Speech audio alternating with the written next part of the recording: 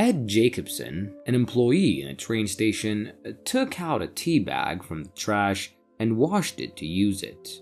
While working, a young woman approached the counter to buy a ticket and lit a cigarette. Ed asked her to put it out and told her he needed to know her destination.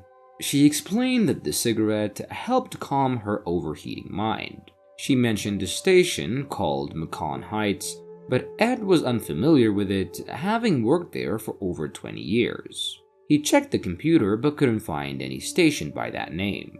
The woman then mentioned the times that she was considering, including the 5:19, 1:19, and 9:19 trains.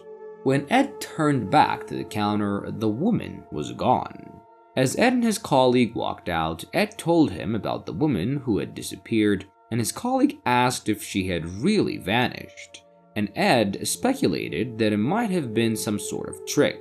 When Ed arrived home, he noticed a police car outside and rushed inside to find his wife and son and the police officers. The police explained that the girl involved wouldn't be pressing charges, but she was very upset. Ed's son Sam admitted that the girl had laughed at him, and later, Ed tried to talk to Sam privately, and he acknowledged his anger. He then started playing a song by Louis Bellson, which he used to listen to when Sam was little, and tried to lighten the mood by dancing and encouraging Sam to count the notes in the music. The next day, Ed invited the woman from yesterday to the back office for questioning, and he and his colleague began asking her about the details of her travel plans. Ed confirmed that she took the Alton train, specifically the 9:19 train, although she mentioned she also sometimes took the 1:19 or 5:19 one. When asked about the duration of the trip, she answered that it usually took 28 minutes, though the train had recently become less reliable. The conversation shifted to Macon Heights, and Ed's colleague inquired about the size of the place and whether it had any major employers such as a brewery or a call center, and she explains that there was nothing like that as she worked in accounts at Bradshaw Insurance. Ed's colleague then showed her a map of the local train network, pointing out Farnham and Bentley, but once again, when they turned their attention away for a moment, the woman had vanished. Sam had one of his episodes, and Ed struggled to calm down, and he was taken to the hospital where he and Mary sat with a therapist. During the session, the therapist asked Sam if his loss of control felt like anger, and Sam hesitated, explaining that it felt different from normal anger, more like sad than angry. Ed seemed distracted when he saw the woman from the train station, and the therapist suggested they pause for now. Afterward, the therapist asked Ed and Mary to sign some forms, but her tone shifted as she spoke about Sam's condition, expressing concern over the increasing frequency of his psychotic episodes and escalating violence. And later that night, Mary asked Ed if Sam frightened him, and Ed admitted that he was frightened for Sam, but not by him. Mary pushed further, asking if Sam truly frightened him, to which Ed responded that his son didn't scare him. And the conversation then turned to their past, recalling how they first met on a train, where Mary had burst into laughter over something trivial. Ed reminisced about how it took almost 2 months to convince her to have coffee, but he knew from the start that they could build something together.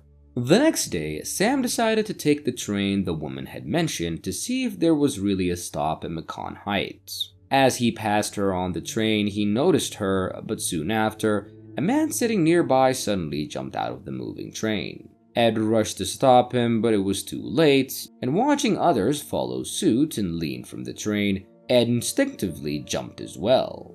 Ed found himself wandering through a town that he had never seen before. He entered a cafe and ordered tea, sitting down to relax. And he complimented her on the cake, and she assured him that he would enjoy this town even more. As he left the cake, a couple bumped into him and full of excitement, and the man told Ed that they had just gotten engaged and hugged him in their joy.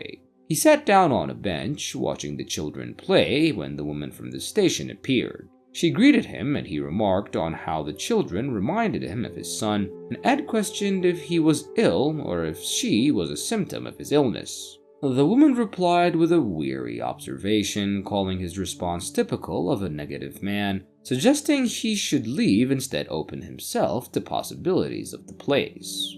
She revealed the name of the town, Macon Heights, insisting it was real, even if Ed didn't believe it. She challenged him to see it as a place of happiness, something he wasn't used to, but perhaps needed. She offered him a cigarette and told him that his train home would leave at 7:20, encouraging him to enjoy his time in Macon Heights until then. When Ed arrived home, Mary greeted him warmly, enthusiastically kissing him as she welcomed him back. Despite the strangeness of his day, Ed continued to feel a sense of amazement. However, when he went to Sam's room, it was empty, and Mary entered shortly after, reminding him how they had painted the room blue because they had always wanted a boy. But they never had a child, and it was as if Sam had never existed. The following day, Ed saw someone who looked like Sam getting onto a train, and when he rushed to check, the person was gone. Ed then went to seek out a woman. Her name was Martine Jenkins, and she was a journalist, and Ed explained that he needed to know everything about the town for a project. Martine, skeptical of his intentions, remarked on how few people ever sought her out. Most had already been to Macon Heights multiple times before doing so. As they spoke, Martine revealed that Macon Heights wasn't just a town that didn't exist. It was a town that almost existed, a place full of potential that never came to be. She explained how she had tried to write about it, but her pieces were never published. There was no conspiracy, just a lack of interest. She described the man behind the project, a dreamer who had won a bid to create a town but had died due to financial mismanagement. She then showed Ed a picture of the man's daughter, Linda, who had found her father dead from an overdose in the woods. Just 2 weeks after the project was taken away from him, to Ed's shock, the woman in the picture was the same one from Macon Heights. Ed went back to Macon Heights again, and the waitress happily greeted him.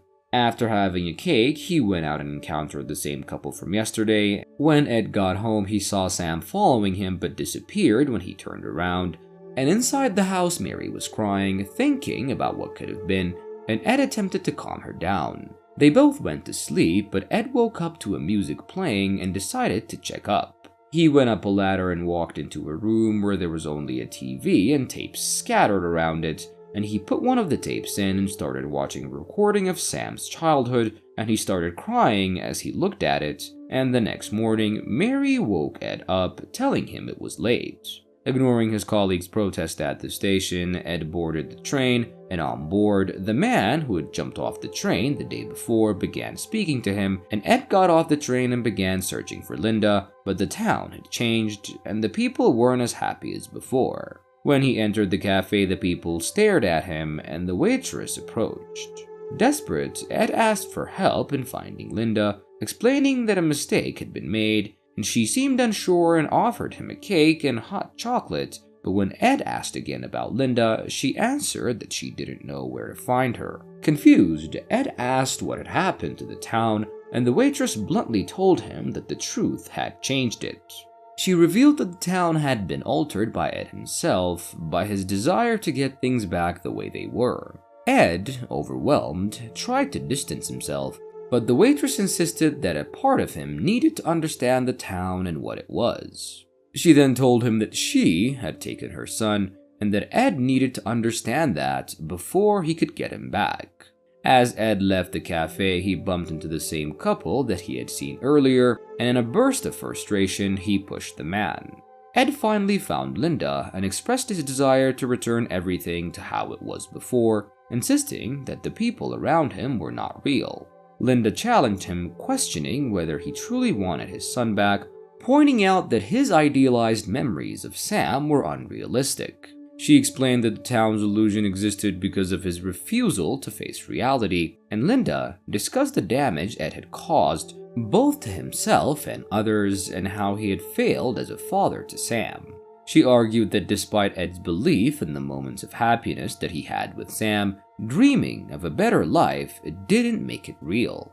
Linda warned that Sam's life would end in tragedy, and Ed's would too as well, filled with unhappiness and regret. She suggested that Ed should adopt or foster a child, but Ed refused, clinging to the belief that his own son was the only one he wanted.